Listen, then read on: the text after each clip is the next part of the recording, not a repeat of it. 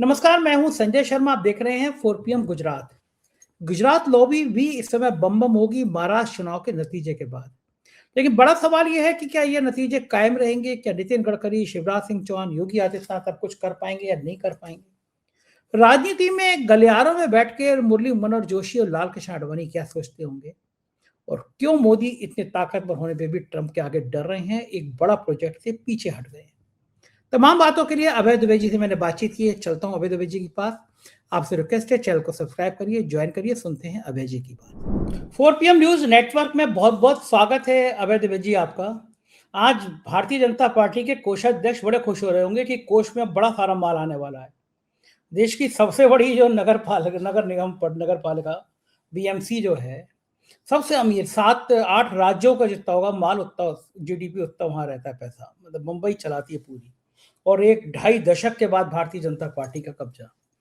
अब कोई भी कितना भी कह ले कि साहब बेईमानी कर ली, ये कर लिया, वो कर लिया, लेकिन बीजेपी के लोग तो कहते हैं भाई आप तो कहते ही रहते हो, हम तो चुनाव जीतते रहेंगे। संजय राउत जी ने कहा, पहले भी वो कहते रहे हैं और इसमें भी कोई दो राय नहीं कि जिस तरह कि 3-4 दर्जन से ज्यादा लोग, 50 से ज्यादा लोग चुनाव से पहले ही उनकी पार्टी में, खेमे में निर्विरोध हो गए कि गुड्डा सामने वाले ने पर्चा ही वापस ले लिया। तो ये तो कई सही बात है कि धन बल का कस के प्रयोग किया बीजेपी ने। लेकिन आपको क्या लगेगा कि महाराष्ट्र की राजनीति अब तूफान लाने वाली है? जिस तरह से शरद पवार का और जिस तरह कांग्रेस का वहां पराभव हुआ, वो चौंकाने वाली बात थी, या ये सिर्फ इसको बेईमानी हुई ये कह के खारिज किया जा सकता है, या हकीकत में कुछ देखिए वहां गड़बड़ हुआ होगा? क्या लगता देखिए है? विपक्ष विपक्ष चुनाव हारा है, तो वो भारतीय जनता पार्टी की चुनाव लड़ने की जो आक्रामक शैली होती है और उसके बाद बहुत संसाधन हैं, बहुत शक्तिशाली पार्टी है और वो किसी किस्म की नैतिकता और किसी किस्म की मर्यादा को नहीं मानती चुनाव जीतने के लिए। तो वो जिस तरह से चुनाव लड़ती है, उसमें विपक्ष को नाराज़गी होनी स्वाभाविक है।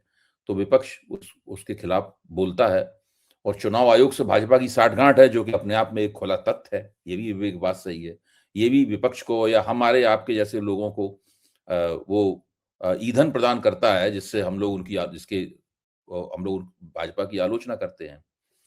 लेकिन इस तरह के मामलों में वैसे महाराष्ट्र के ऊपर लोकसभा चुनाव में बहुत दूर नहीं है लोकसभा चुनाव, अभी 2024 में ही लोकसभा चुनाव हुआ था। और आप देखिए, लोकसभा चुनाव में भाजपा का जो महाराष्ट्र संबंधी प्रयोग था, वो पराजित होते हुए लग रहा था। जो तोड़फोड़ की थी भाजपा ने, शिवसेना भी तोड़ दी, एनसीपी भी तोड़ दी, वो पराजित होते हुए लग रहा था। लेकिन वो अपने प्रयोग में लगे रहे और उन्होंने अब विधानसभा चुनाव भी जीत लिया और नगर निकाय चुनाव भी इन्होंने जीत लिए और एक तरह से ट्रिपल इंजन की सरकार वहां बन गई, अगर खुद भाजपा की भाषा का इस्तेमाल करें। तीन इंजन की सरकार बन गई उनकी। तो ये देखना चाहिए इन सब लोगों को कि भाई आपने भाजपा को ये इजाजत कैसे दी कि वो उनकी पार्टियों को तोड़ दे। मतलब भाजपा ने पत्ते अपने खेले और एक दूरगामी लक्ष्य के लिए उसने पत्ते खोल खेले। उसका पहला लक्ष्य ये था कि महाराष्ट्र में हिंदुत्व की नुमाइंदगी करने वाली एक ही पार्टी रह जाए। आज स्थिति यह है कि महाराष्ट्र में हिंदुत्व की नुमाइंदगी करने वाली सबसे बड़ी पार्टी भाजपा है। जो एकनाथ शिंदे की पार्टी है, जो भाजपा के ऊपर पूरी तरह से निर्भर है। भाजपा जब चाहेगी तो उस पार्टी को निगल जाएगी। वो उसकी अपने प्रोग्राम के ऊपर है कि शिंदे की पार्टी बनी रहे, वरना कभी भी निगल के वो उनको खत्म कर सकती है भाजपा तक। और जो उद्धव ठाकरे की और महाराष्ट्र नवनिर्माण सेना है राज ठाकरे की, उसकी इन सबकी औकात ही खत्म हो गई। कोई औकात नहीं रही। ना विधानसभा में कोई औकात रही, ना नगर निकायों में औकात रही। अब आप देखिए, अब आप आइए वहां से बिहार की तरफ देखिए थोड़ा, महाराष्ट्र से। बिहार में भी धीरे धीरे कोशिश करते हुए 2015 में बड़ी मुंह की भी खाई थी भाजपा ने बहुत बुरी तरह वहां पे। महागठबंधन और नीतीश कुमार ने जब दोस्ती कर ली थी, धीरे धीरे उन्होंने ऐसी स्थिति में अपने आप को पहुंचा दिया है कि अब सब बिहार राजनीति के सारे विशेषज्ञ कहते हैं कि बिहार पूरी तरह से भाजपा की शिकंजे में है। आज स्थिति क्या है बिहार में? आज स्थिति यह है कि नीतीश कुमार को भाजपा कब हटाएगी, ये प्रोग्राम भाजपा खुद तय करेगी। मतलब नीतीश कुमार को कौन सा पैकेज देगी भाजपा, नीतीश कुमार के बेटे को कौन सा पैकेज देगी, ये भाजपा अपनी शर्तों पर तय करेगी और एक दिन उनको पैकेज थमाएगी। हम और आप देखते रहेंगे और वो अपना मुख्यमंत्री भी वहां बनाएगी। वही तय करेगी ये कब कैसे क्या करना है, और न कोई नहीं रोक पाए, क्योंकि जो जनता दल यूनाइटेड है उसके भीतर भाजपा की शक्तियां सक्रिय हैं। ऐसा नहीं जनता दल यूनाइटेड, भाजपा अगर चाहे जनता दल यूनाइटेड को तोड़ना तो एक दिन में तोड़ सकती है। भाजपा के पास खुद इतने विधायक हैं कि जनता दल यूनाइटेड को तोड़ के वो अकेले अब सरकार बना सकती है, लेकिन वो ऐसा नहीं कर रही है क्योंकि अभी उसके प्रोग्राम में वो नहीं आ रहा है। अभी उसकी व्यापक रणनीति में वो बात उसे माकूल नहीं लग रही है जमीन अपने लिए, तो वो उस वक्त करेगी। तो भाजपा जो क्षेत्रीय शक्तियां हैं, ऐसे जनता दल यूनाइटेड एक क्षेत्रीय शक्ति है, उपेंद्र कुशवाहा की राष्ट्रीय लोक मोर्चा एक क्षेत्रीय शक्ति है, रामविलास पासवान की जो लोक जनशक्ति पार्टी थी वो एक क्षेत्रीय शक्ति है। भाजपा लोक जनशक्ति पार्टी को भी तोड़ चुकी है। इस वक्त राष्ट्रीय लोक मोर्चा टूटने के कगार पर पहुंच गया है।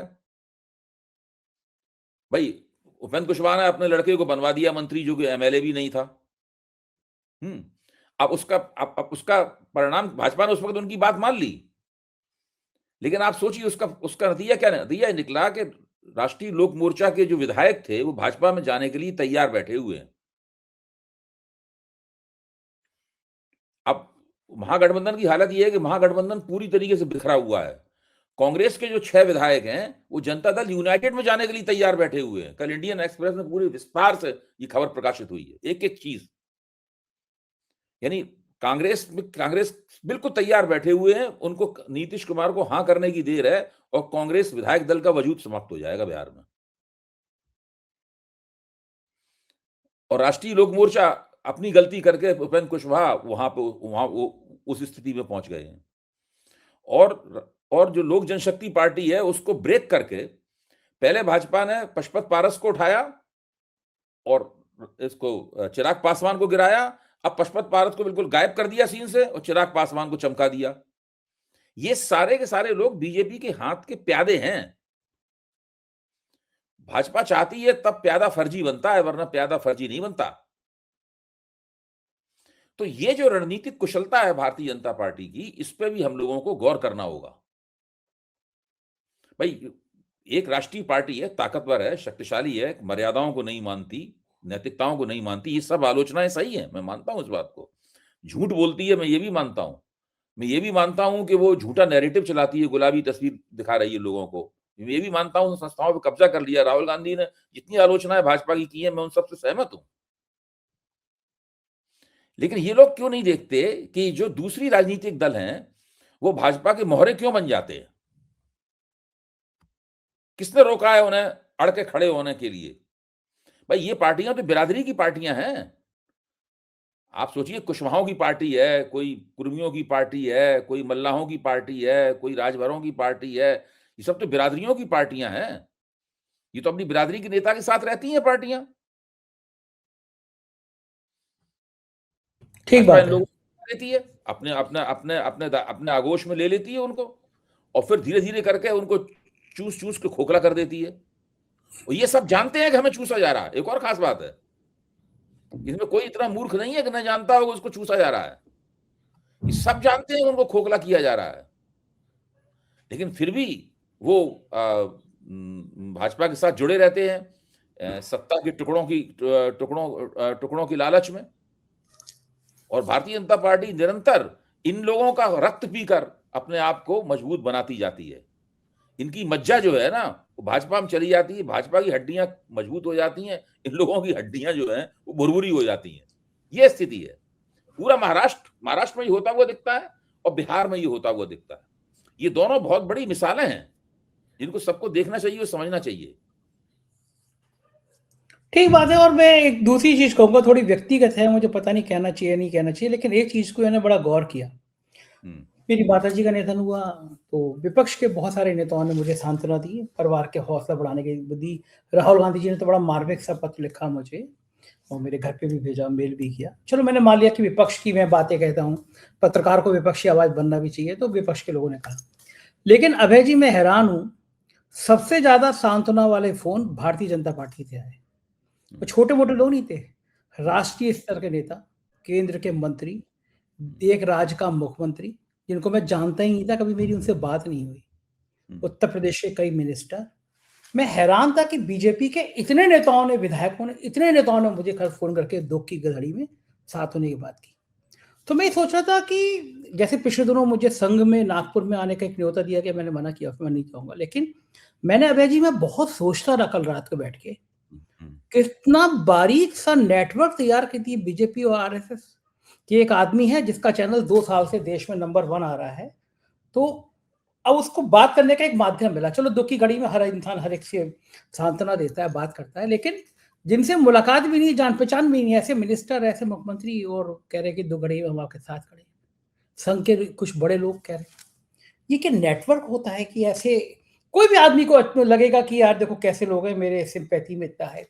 ये और परंपरा दूसरी मैंने देखी, लोगों के घरों में जाने की परंपरा। तो ये क्या अपोजिशन की जो आवाज़ बनते हैं, उन लोगों तक पहुँचने की तरकीबें ढूँढते हैं, नेटवर्क होता है क्या ये संघ का, ये बीजेपी का ये नहीं, नहीं, खेल क्या? वो उनका देखिए हाँ, मैं आपके मंच पर और दूसरे मंचों पर मैंने किताब भी लिखी है। मैं तो राष्ट्रीय स्वयंसेवक संघ और भारतीय जनता पार्टी की बहुत ही कठोर आलोचना करता हूँ। सब लोग इस बात को जानते हैं। इस तो वो जैसे कि स्थानीय तौर पर यहाँ पर राष्ट्रीय स्वयंसेवक संघ के जो कार्यक्रम होते हैं दिल्ली में बड़े-बड़े, उनका हमेशा मेरे पास फ़ोन आता है कि आइए आप उसमें बैठिए, थोड़ा समय हमारे साथ गुज़ारिए। मैं नहीं जाता, वो एक अलग बात है, लेकिन वो लोग अपनी तरफ से पूरी कोशिश करते रहते हैं। वो ऐसा नहीं है उनका कि वो कोई उन्होंने शत्रुतापूर्ण रवैया बना रखा हो। अच्छा, दूसरे वो ये भी जानते हैं वो लोग कि मैं बहुत कठोर आलोचनाएँ करता हूँ, इसलिए वो नाराज़गी भी व्यक्त करते हैं, ऐसी बात नहीं। मुझसे नाराज़गी भी बहुत व्यक्त करते हैं, मुझको नुकसान पहुँचाने की भी छोटी-मोटी कोशिशें हुई हैं, ज़्यादा नुकसान नहीं पहुँचा, लेकिन प्रयास तो हुए ही हैं। तो ये सब भी चलता रहता है, दोनों तरफ से बातें हैं। मैं हैरान था कि संघ के राष्ट्रीय स्तर के पदाधिकारी के पीएस का फ़ोन आया कि 18 तारीख को फलाने साहब लखनऊ आना चाह रहे हैं, आपसे मिलना चाह रहे हैं। मैंने क्षमा माँगा कि मेरी माँ का कार्यक्रम है, वो मैं ऋषिकेश में रहूँगा, लेकिन मैं नेटवर्क को देखकर हैरान हुँ, था। तो मुझे लगा कि इस तरह लोगों को प्रभावित करने की रणनीति होती है। दूसरा मैं ये जानना चाहूँगा कि महाराष्ट्र में ओवैसी की पार्टी ने भी काम भर का नुकसान पहुँचाया है। क्या लग रहा है कि ये रणनीति बीजेपी की, लोग कहते हैं, मैं प्रमाण के तौर पे तो नहीं कहूँगा, लेकिन सामान्य धारणा है कि ओवैसी की रणनीति बीजेपी को फ़ायदा पहुँचाने की रही है हमेशा और महाराष्ट्र में फ़ायदा पहुँचा भी है। तो ये क्या ओवैसी नेटवर्क क्या और भी जगह अब ये काम करेगा, देखिए, काम मैं आएगा? इसको इस तरह से देखता हूँ, जैसे आपको याद होगा कि कांशी राम जी ने जब अपने राजनीतिक जीवन की शुरुआत की थी, तो उनके ऊपर भी इसी तरह के आरोप लगते थे, जो ओवैसी के ऊपर लगते हैं। कांशीराम जी भी किसी को हराने के लिए खड़े हैं, किसी को गिराने के लिए खड़े हैं, कहीं कुछ कर रहे हैं, कहीं कुछ कर रहे हैं, बहुत ज़्यादा उनकी चलता है। आरएसएस वाले उनको सीआईए के एजेंट भी कहते थे। आज कांशीराम जी की मूर्ति पे वो लोग सब माला-वाला चढ़ाने जाते हैं, लेकिन एक ज़माने में आरएसएस कांशीराम को सीआईए एजेंट भी कहता था। तो वो कांशीराम पे भी इस तरह के आरोप लगते थे। अब ओवैसी, मेरा मानना है कि वो देश के मुसलमानों को ये समझाने में लगे हैं कि दूसरी पार्टियाँ उनके वोट बाय प्रॉक्सी हासिल कर लेती हैं। और उनको सत्ता में उसके हिसाब से जितने वो वोट देते हैं, उसके हिसाब से उन्हें हिस्सेदारी नहीं मिलती। उनको नुमाइंदगी नहीं मिलती विधायिकाओं में, लेजिस्लेचर में उनको नुमाइंदगी नहीं मिलती। ये वो समझाने में लगे हुए हैं। अच्छा, इससे देश में कुछ पॉकेट्स बन गई हैं उनकी। जैसे एक सीमांचल पॉकेट बन गया है उनका बिहार में। वो पॉकेट उन जो पिताजी ने उनके बनाया था पुराना हैदराबाद, वो पहले से ही है उनके पास वो पॉकेट। तो जहाँ-जहाँ पे इस तरह देश में मुझे अभी ओवैसी की सफलता इतनी लगती है कि वो देश में जगह-जगह उनके पॉकेट जो है ना वो बन रहे हैं धीरे-धीरे करके। इस चक्कर में वो धीरे-धीरे करके ये ज़रूर लोगों को बता देंगे कि अगर विपक्ष की एकता होती है बहुत बड़ी, तो मुझे भी उस एकता में शामिल किया जाना चाहिए। और जिस दिन विपक्ष की एकता में, भाजपा विरोधी एकता में ओवैसी को शामिल कर लिया गया,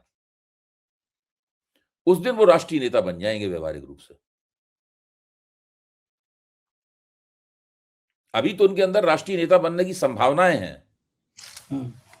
लेकिन जिस दिन विपक्ष की जमावड़े में वो आ गए, उस दिन वो उस दिन राष्ट्रीय नेता वास्तव में बन जाएंगे। अच्छा, महाराष्ट्र के नतीजों में जो राज ठाकरे और उद्धव ठाकरे साथ आए थे, क्या अब ये जादू टूटेगा या फिर ये जादू कायम तो कभी रहेगा? था ही नहीं भाई, ये जादू तो कभी था ही नहीं। देखिए, आपको जब महत्व मिलता है समाज में, राजनीतिक समाज में महत्व मिलता है, आपको लोग वोट देते हैं, आपको आपको समर्थन आधार बनता है, मेहनत करके उसको बचा के रखा जाता है। उद्धव ठाकरे महाराष्ट्र के मुख्यमंत्री थे। आज भी मुख्यमंत्री क्यों नहीं है? उन्होंने अपनी सत्ता की रक्षा क्यों नहीं की? जिस तरह बीजेपी ने उनके पैरों से उनके नीचे से कुर्सी खींच ली और एकनाथ शिंदे के जरिए उन बीजेपी ने एकनाथ शिंदे वाली बगावत करवा दी उनके खिलाफ, उन्होंने क्यों नहीं अपनी रक्षा कर पाई? अगर आप अपनी संपत्ति की, अपनी सत्ता की रक्षा नहीं करेंगे तो आपका वो हालत होगा जो उद्धव ठाकरे की आज हालत है। ऐसी बात भी नहीं कि बहुत बुरी सरकार चला रहे थे उनको। मुझे याद है यशवंत देशमुख के सी वोटर ने देश के सभी मुख्यमंत्रियों का एक सर्वे किया था कि किसकी लोकप्रियता क्या है। उसमें देश के जो सब ऊपर के अच्छे मुख्यमंत्रियों का नाम आया था, उसमें उद्धव ठाकरे का भी नाम था। लेकिन उद्धव ठाकरे ने तो अपने आप राज ठाकरे ने अपने आप को बर्बाद कर लिया पूरी तरीके से। जो जादू बाल ठाकरे के पास था, वो जादू तो कब का समाप्त हो चुका है। अब ये भारतीय हिंदुत्व की राजनीति को महाराष्ट्र में सबसे बड़ी नुमाइंदगी भारतीय जनता पार्टी करती है। ये लोग एक बहुत छोटी ताकत बन के रह गए हैं। हो सकता है किसी चुनाव में थोड़ा बहुत फिर से उछाल मिल जाए, इससे ज्यादा कुछ नहीं होने वाला है इनका। हाँ, ये बात तो ठीक है कि एक करेंगे कि कुछ ना कुछ ऐसी बातें होंगी, कुछ ना कुछ ऐसी चीजें होंगी जो एक विवाद का विषय बने। लेकिन एक बड़ी खबर और एक बीच में आई है कि मैं आपको 2024 का एक बयान याद दिलाऊं। प्रधानमंत्री मोदी जी ने कहा था कि ईरान में चाबहार पोर्ट का एग्रीमेंट मेरा बहुत बड़ा काम है, जो सेंट्रल एशिया से जुड़ा इकोनॉमी का मेरा बहुत बड़ा काम हुआ है। ये नरेंद्र मोदी जी ने 16 मई 2024 को कहा था कि ईरान में, मेरे ख्याल से 1,500 करोड़ से ज्यादा रुपए भी वहां इन्वेस्ट कर दिया था भारत सरकार ने। मैं पुष्ट नहीं हूं, लेकिन मेरे सूत्र बताते हैं। अब खबर यह है कि अमेरिका ने 120 मिलियन $120 मिलियन का निवेश किया था उसमें। निवेश किया था। अब अमेरिका ने कहा कि भैया ये पोर्ट छोड़ दो, और हमारी सरकार सुना है कि पोर्ट छोड़ने को तैयार हो गई, काम बंद करने को तैयार हो गई। क्या ये अमेरिका पर्दे के पीछे से कुछ ऐसे काम कर रहा है? कौन सी चाबी है, कौन सी ब्लैकमेलिंग है जो अमेरिका कर रहा है? और मोदी जी क्यों ब्लैकमेल हो रहे हैं? एक जगह हम लोगों ने हजारों करोड़ का काम किया और वहां छोड़ के चले जा रहे हैं हम, ऐसा क्यों हो रहा है? देखिए, मुझे क्या लगता है कि इन चीजों के सबूत तो होते नहीं है, लेकिन मेरा विश्लेषण है कि डोनाल्ड ट्रंप ने मोदी को एक एजेंडा दिया है। उस एजेंडे में कई चीजें बड़ी-बड़ी हैं, कई चीजें छोटी-छोटी हैं। मोदी जी उस एजेंडे के मुताबिक चल रहे हैं, और जिस दिन डोनाल्ड ट्रंप को लगेगा कि उस एजेंडे की मोदी जी ने एक हद तक पूर्ति कर दी है, उस दिन शायद वो टैरिफ भी हटा लें। अब देखिए, मोदी जी ने कपास का क्षेत्र जो है वो खोल दिया विदेशी पूंजी के लिए। बहुत कम चर्चा होती है इसके बारे में। मैंने इसके बारे में चर्चा की है एक विशेषज्ञ से। आप जानते हैं हरवीर सिंह जी जो हैं, कि किस तरह कपास का क्षेत्र जो है पूरी तरह वो कृषि क्षेत्र का एक महत्वपूर्ण हिस्सा है। मोदी जी कहते हैं हमें कृषि क्षेत्र में भारत के किसानों मजदूरों को धोखा नहीं दूंगा, भाषण में कह चुके हैं ना वो। मैं किसी दबाव में नहीं आऊंगा, मैं ये क्षेत्र नहीं खोलूंगा। लेकिन कपास कृषि क्षेत्र का ही हिस्सा है, और नकदी फसलें वहां पर कैश क्रॉप्स होती हैं वहां पर। मोदी जी ने उस क्षेत्र को खोल दिया। उसकी एक कहानी है, वो कहानी लोगों के सामने नहीं आई अभी तक। अब जो दूसरी मुझे ये घटना दिखाई पड़ रही है, चाबार पोर्ट की ये घटना दिखाई पड़ रही है, क्योंकि इसमें अगर इसके ऊपर भारत ने अपना नियंत्रण छोड़ दिया है और अपना निवेश डूब जाने दिया है $120 मिलियन का, तो बहुत मुझे ताज्जुब है इसमें। ये बहुत बड़ा नुकसान है भारत के लिए। और ये अगर ऐसा हुआ है वास्तव में, क्योंकि कांग्रेस पार्टी तो स्पष्ट रूप से कह रही है कि ऐसा हुआ है। कांग्रेस पार्टी ने लंबी लंबी पोस्ट की हैं, उसमें हर चीज का ब्यौरा है उसके अंदर। वो आप पोस्ट देखें तो आप सब चीज सारा ब्यौरा उसके अंदर दिखाई पड़ेगा, एक्स पर उनकी पोस्ट है। और कल तक और भी ज्यादा बात स्पष्ट हो जाएगी कि ये किस हद तक ये काम हुआ है। सरकार को भी इसके ऊपर कुछ कहना ही पड़ेगा कि छोटी मोटी बात तो है नहीं कोई ये, कि सरकार इसको छुपा नहीं सकती है। अब किस रूप में सरकार की सफाई आती है, ये सब बातें देखनी पड़ेंगी। अच्छा, ये जो राजनीतिक माहौल तैयार हो रहा है, जो मोदी जी की ताकत है, इस महाराष्ट्र के नतीजे के बाद संघ कमजोर होगा, मोदी फिर ताकतवर होंगे, क्या लगता है आपको? संघ के और मोदी के रिश्तों में अगर इसको परिभाषित करें तो क्या होगा? भाई इस समय तो या तो संघ और मोदी के बीच में बहुत अच्छी एक समझदारी बन गई है, एकता बन गई है, या संघ ने मान लिया है कि अभी इसी बंदे से हमें काम चलाना पड़ेगा, हमारे पास इसका विकल्प है नहीं, इसलिए बेकार में इससे झगड़े झंझट में क्यों पड़ा जाए। संघ मोदी जी को एसआईआर करते हुए भी देख रहा है। संघ ये भी देख रहा है कि ये एक ऐसा मॉडल है एसआईआर का, इसके जरिए ये बहुमत जो है, बहुमत की जुगाड़ कर लेगा बंदा आगे। राज्यों को जीत रहा है, एक के बाद राज्य जीतता जा रहा है। झारखंड को छोड़ के तो सारे चुनाव जीत लिए, और जो जीत लिया और इसी तरह जीतता चला। जो आदमी इस तरह लगातार जीतता जाएगा उसको कौन कोई हटाएगा? अब किस स्तर के आधार पर संघ हटाएगा मोदी को? ठीक है, बहुमत खो दिया उन्होंने और गठजोड़ सरकार बन गई, लेकिन गठजोड़ सरकार भी उसी तरह चला रहे हैं जैसे भाजपा की बहुमत की सरकार हो। ठीक बात है। अच्छा, ये और सारे उनके जो गठजोड़ पार्टनर हैं वो भाजपा की भाषा बोलते हैं, उनके पास अपनी कोई भाषा ही नहीं है। आप देखिए ना, तेलुगु देशम के पास अपनी कोई भाषा नहीं है, जनता दल यूनाइटेड के पास अपनी कोई भाषा नहीं है। जो छोटी छोटी पार्टियां हैं, मांझी की, कुशवाहा की, पासवान की, ये सब एक नाथ शिंदे की, छोटी छोटी तमाम पार्टी, इनके पास अपनी कोई लैंग्वेज नहीं है, इनकी कोई राजनीति है ही नहीं इनके पास अपना। ये भारतीय जनता पार्टी की राजनीति के उपांग लगते हैं। अच्छा, मुझे बताइए अभय जी की ये जो ताकत बढ़ रही है, तो मुरली मनोहर जोशी को और लाल कृष्ण आडवाणी को कैसा लगता होगा? उनको लगता होगा कि हमें तो 75 साल के उसमें टिकट कटा दिया, हम यहाँ बैठ के हनुमान चालीसा का पाठ करते रहते हैं, दिन भर बंदा मौज कर रहा है, मोर को दाना भी खिला रहा है और मौज भी कर रहा है, उम्र कोई फर्क नहीं पड़ रहा उनको या बाकी लोगों को? देखिए, उधर से छीटाकशी होती रहती है। मुरली मनोहर जोशी एक तरह से 2 आक्रमण कर चुके हैं मोदी सरकार के ऊपर। एक आक्रमण उन्होंने राष्ट्रीय स्वयंसेवक संघ की मीटिंग में किया था, जब उन्होंने स्लाइडें दिखा के ही बताया था कि ये जो तमाम पैसे वैसे बांट रहे हैं, लाभार्थी आभार्थी बना रहे हैं, इसे बिल्कुल बेकार है, और इनका जीडीपी जो दिखाया है, ये जीडीपी भी कोई दम नहीं है, खोखला जीडीपी है। ये सब मुरली मनोहर जोशी बोल चुके हैं। तो वो सब आंकड़ा, जितना आक्रमण हो सकता है उतना वो आक्रमण कर रहे हैं। लेकिन देखिए, भाजपा की विशेषता ये है कि वहां जो इस तरह के आक्रमण वगैरह होते हैं वो भाजपा के अंदर महत्व प्राप्त करने के लिए होते हैं, भाजपा को तोड़ के बाहर निकल जाने के लिए नहीं होते हैं। तो ये माना जाए कि जब तक मोदी जी का शरीर साथ दे रहा है, तब तक मोदी जी निर्बाध रूप से रहेंगे, या पार्टी के अंदर भी कोई होगा? और फिर योगी आदित्यनाथ, आपको याद होगा मोदी जी इसी प्रकार बिल्कुल बुलंद हालत में थे 2024 के लोकसभा चुनाव से पहले, लेकिन जैसे ही इंडिया गठबंधन बना, मोदी जी ने सारा संतुलन खो दिया, भाजपा बुरी तरह हिल गई। आज चूंकि कोई विपक्षी एकता नहीं है, इसलिए ये इतने ज्यादा मजबूत दिख रहे हैं। आज अब पूरी विपक्षी एकता बन जाए, इंडिया गठबंधन अगर फिर से बन जाए और फिर से सक्रिय हो जाए, तो आप देखेंगे इन लोगों का संतुलन फिर खो, क्योंकि डरते हैं जैसे विपक्ष एक होगा हम चुनाव हार जाएंगे या हारने के कगार पर पहुंच जाएंगे। हम विपक्ष की एकता कोई किसी कीमत पर ये बनने नहीं देना चाहते। इनका बस चले तो विपक्ष की एकता बनने ही नहीं देना कभी। इसीलिए तो 2024 से पहले जो विपक्ष की एकता बन गई थी इंडिया गठबंधन में, उससे मोदी कितने चिढ़ गए थे, उल जलूल बातें करने लगे थे, उनके भाषणों में कोई दम नहीं रह गई थी, लोग हंसते थे उनके ऊपर। भाई उस वक्त ये हालत थी इनकी।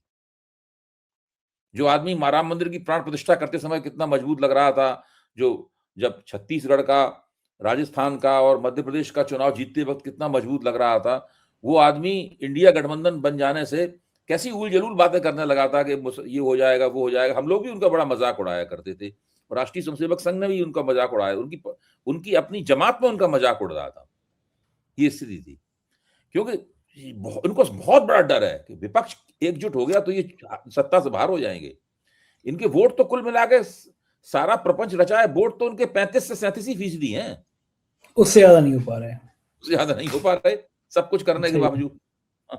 यानी देश के 65% एक तरफ और 35% एक तरफ, तब भी हाँ। 35% की सत्ता लेकिन है। वो 65% बिखरे हुए हैं, जिनके वोट एक बिखरे हुए हैं, बिखरे हुए, ठीक बात है। इसीलिए वो इंडिया गठबंधन की डरते हैं और अफ़सोस ये है कि इंडिया गठबंधन मजबूत हो नहीं पा रहा, ताकत हो है नहीं ही नहीं पा रही है। इंडिया बहुत गठबंधन जमीन पे, है ही हाँ, वो नहीं, है नहीं, टूट है ही गया। नहीं। बहुत-बहुत शुक्रिया आपका अभय जी, आपने मुझसे इतनी बातचीत की, धन्यवाद आपका। ये थे अभय दुबे जी, पूरी बातचीत आपने सुनी, कैसी लगी बातचीत बताइएगा ज़रूर, शुक्रिया, थैंक यू।